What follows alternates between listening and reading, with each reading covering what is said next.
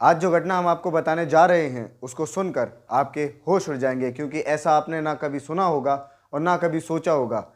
कहते हैं कि अगर कोई कुत्ता किसी इंसान के काट लेता है तो इंसानियत और इंसाफ ये नहीं कि उस कुत्ते के वापस काटा जाए, बल्कि उस कुत्ते को, उस जानवर को समाज से अलग कर दिया जाए ताकि वो किसी और को आगे नुकसान ना पहुंचा सके। जिसके लिए सरकार ने कई तरह की सुविधाएं बनाई हैं, कई संस्थाएं बनाई हैं जिनका इस्तेमाल करके हम उन जानवरों को इंसानों से अलग कर सकते हैं ताकि वह किसी और को नुकसान ना पहुंचा सकें। ऐसा ही एक मामला निकलकर सामने आया जब कुछ लोगों ने एक जानवर यानी एक हैवान को सज़ा देने के लिए अपनी ही एक अदालत बनाई, और उसमें कई तरह के जज थे और कई तरह के वकील थे, लेकिन वो आरोपी एक अकेला था जो वहाँ पर मौजूद था, जिसके साथ कई तरह की प्रताड़िताएँ की गई और साथ ही साथ प्रताड़िताओं के साथ उसके साथ अमानवीयता दिखाई गई। और इतना ही नहीं, जब उन वैशी दरिंदे और उन आरोपियों का मन नहीं भरा तो उसके साथ सबके सामने बीच बाजार में 12 लोगों ने मिलकर कुकर्म किए, यानी पुरुष ने ही पुरुष के साथ संबंध बनाए।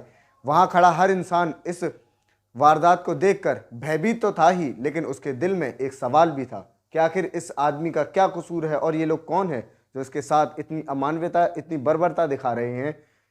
ये सारे सवाल हर इंसान के दिल और दिमाग में मौजूद थे। इन सारे सवालों के जवाब हम आपको वीडियो में देंगे, तो वीडियो पर बने रहिए।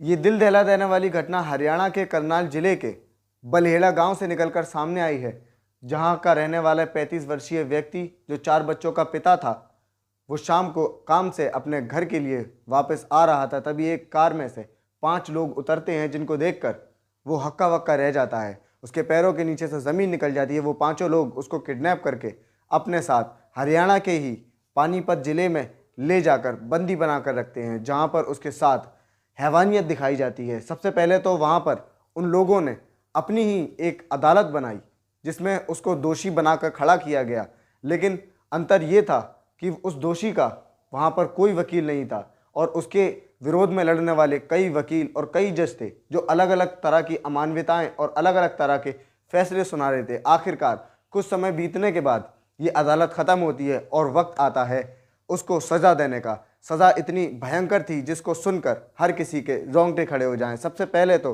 उस व्यक्ति को नंगा किया जाता है, उसके चेहरे पर कालीक पोत दी जाती है और एक जूतों का हार पहनाकर उसको बाजार में बेल्टों से पीटते हुए पूरे गांव में टहलाया जाता है, जिसके बाद उसकी भरी बेइज्जती की जाती है।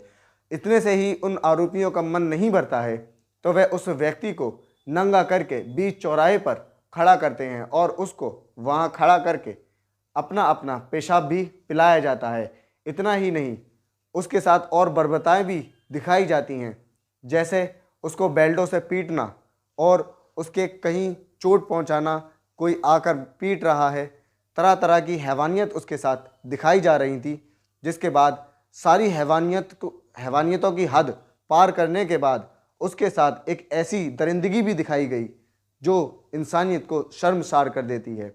उसके साथ एक के बाद एक 12 लोग मिलकर कुकर्म करते हैं, यानी वो खुद पुरुष था और उसके साथ एक के बाद एक 12 लोगों ने मिलकर उसी पुरुष के साथ संबंध बनाए, और वो भी सरेआम सबके सामने। हर इंसान इस घटना को अपनी आंखों से देख रहा था और उसके दिल में खौफ और डर बैठता चला जा रहा था। लेकिन सबका एक ही सवाल था कि आखिर ये व्यक्ति के साथ ऐसा क्यों किया जा रहा है, और दूसरा सवाल ये था कि आखिर ये व्यक्ति है कौन। एक सवाल का तो जवाब उनको हाल के हाल मिल गया था कि वो व्यक्ति जिसके साथ इतनी अमानवीयताएं दिखाई जा रही हैं वो उन लोगों का बहनोई है, यानी दामाद है, जिसके साथ ऐसी हैवानियत दिखाई जा रही है। लेकिन बड़ा सवाल ये खड़ा होता है कि आखिर उसके साथ ऐसा क्यों किया जा रहा था। जिस रिश्ते को पूजा जाता है, जिस रिश्ते की सबसे ज़्यादा इज्जत की जाती है, उसी की इज्जत पर इतनी बुरी तरह से ताबड़तोड़ हमला किया गया, जिसके बाद वो कहीं मुंह दिखाने काबिल नहीं बचता है। इस घटना का दूसरा सवाल ये भी था कि आखिर उसके साथ ऐसा क्यों किया जा रहा है।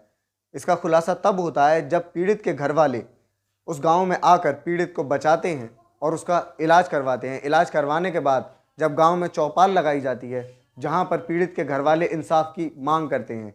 पीड़ित के घर वालों का कहना है कि अगर वो दोषी था तो उसको कानूनी एतबार से सज़ा दी जाती। तब जाकर उस पीड़ित व्यक्ति के कसूर का खुलासा होता है, जिसमें पता पड़ता है कि व्यक्ति शादीशुदा होने के बावजूद भी, उसके 4 बच्चे होने के बाद भी उसका अवैध संबंध उसी की छोटी साली के साथ चल रहा था।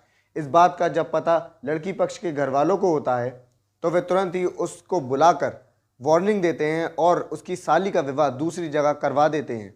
इस बात के बाद भी उन दोनों के प्यार में कोई भी परिवर्तन नहीं आता है, बल्कि उन दोनों का प्यार और परवान चढ़ना शुरू हो जाता है और ये प्यार बढ़ते बढ़ते कब शर्म और हया की हदें पार कर देता है, इस बात का पता ही नहीं पड़ता। लेकिन इस बात का खुलासा तब हुआ जब वो दामाद अपनी ही शादीशुदा साली को लेकर फरार हो जाता है, जिसके बाद 5 महीने के बाद उसको पकड़ लिया जाता है और पकड़ने के बाद उसको ऐसी यातनाएं और ऐसी सज़ाएं दी जाती हैं जिसको देखकर किसी भी इंसान की रूह कांप जाए। ऐसी सज़ाएं, ऐसी यातनाएं लड़की पक्ष के घर वालों से उसको दी जाती हैं। क्या ये तरीका, जो कानूनी व्यवस्थाओं को छोड़कर अपनी ही अदालत लगाना और उसको सज़ा देना, ये लड़की पक्ष के घर वालों का तरीका सही था या गलत? हमें कमेंट बॉक्स में ज़रूर बताएं। क्या वो पीड़ित इस बात का हकदार था? जो सज़ा उसको मिली है, ये सज़ा मिलना उसको चाहिए थी, जायज़ थी या नहीं? और अगर नहीं तो फिर आखिर ऐसा क्या काम करना चाहिए था कि उसको उसके हक की सज़ा मिल सके?